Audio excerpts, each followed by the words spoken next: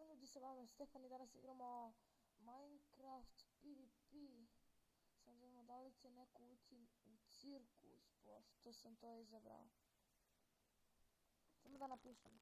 Ajdemo, cirkus. A, evo. Već imamo nekog. Ne znam koja, ali moram ti da ga pobedimo. I ti koristiš tu taktiku, jeli majmune? Majmune, alo! I za YouTube. O jebote, ali me odbacio ko seljak. Kao seljak seljaku. A kako me gađaš, majko ti tu tvojegu. Ja ti kažem hajde. A Ređo ne znam ovog lika. A dođi ovamo. Dođi ovamo. A ne, ponovo ću da izgubim. Dođi, a ne. Ako vas jednom pogode, znači da možda imate, a možda i nemate šanse da pobedite. Tako da, zavisi da li njemu bagu ili ne.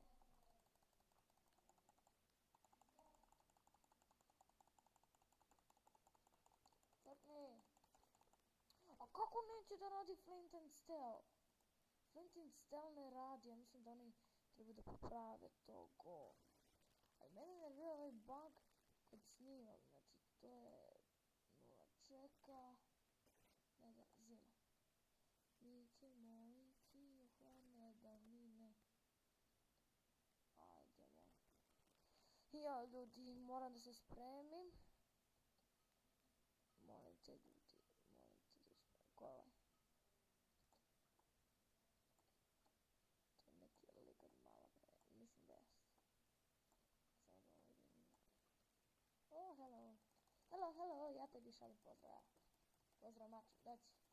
Gdje si? Što ne vidim kad mi blago. E, tako. Sad smo pobedili. Idemo.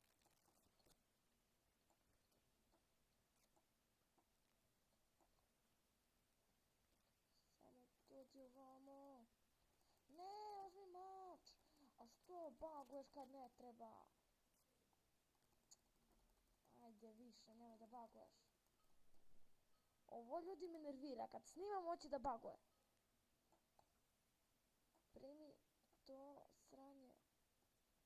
Dođi. Živa istina, nabudio sam ga.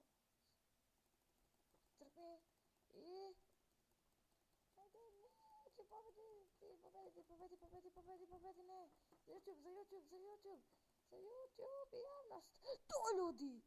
I to je to ljudi, vidimo se u sljedećoj epizodi.